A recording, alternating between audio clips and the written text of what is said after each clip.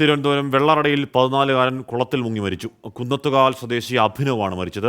കാൽ വഴുതി കുളത്തിൽ വീഴുകയായിരുന്നു. ഹരികൃഷ്ണൻ വിവരങ്ങൾ വച്ചിരുന്നു. ഹരി, ഏറ്റവും സങ്കടം ഉണ്ടാക്കുന്ന വാർത്തയാണ്, വേദന ഉണ്ടാക്കുന്ന വാർത്തയാണ്. അപകടം ഉണ്ടായത് എങ്ങനെയാണ്? രക്ഷാപ്രവർത്തനമൊക്കെ വിജയം കണ്ടില്ല അല്ലേ?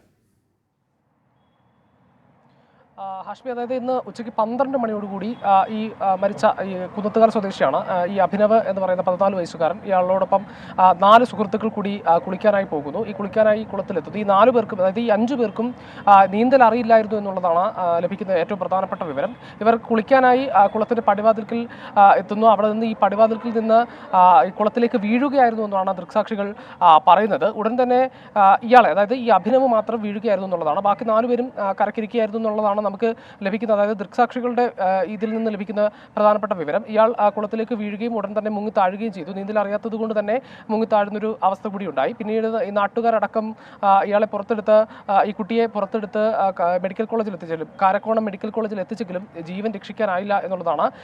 ഈ 10ാം ക്ലാസ് വിദ്യാർത്ഥിയാണ്. ഈ SSLC പരീക്ഷ എഴുതി റിസൾട്ട് കാത്തിരിക്കുന്നതിനിടെയാണ് ഇത്തരത്തിലൊരു ദാരുണമായ ഒരു സംഭവം ഉണ്ടാകുന്നത്. ഹാഷ്മി, ഹരികൃഷ്ണനാണ് വാർത്തയുടെ വിവരങ്ങൾ നൽകിയത്. കുളത്തിൽ മുങ്ങി മരിച്ചു. കുളത്തിൻ്റെ പടവിൽ കാൽ വഴുതി വീണ് അപകടമുണ്ടാവുകയായിരുന്നു.